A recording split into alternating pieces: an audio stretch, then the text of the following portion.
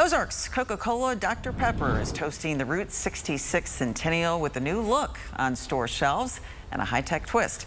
The bottler is rolling out limited-time Route 66 Dr. Pepper packaging to coincide with the National Route 66 Centennial kickoff, which is set to take place in Springfield in just 2 weeks. The special bottles and cans run all summer and feature a QR code that launches an augmented reality adventure along Route 66 and enters customers for a chance to win a Ford Bronco.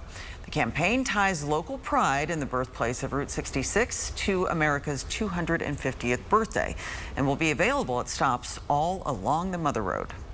Think of how many times you'll get a chance to celebrate a centennial. Our opportunity to come together as a community in Springfield and celebrate something really cool is being part of something iconic.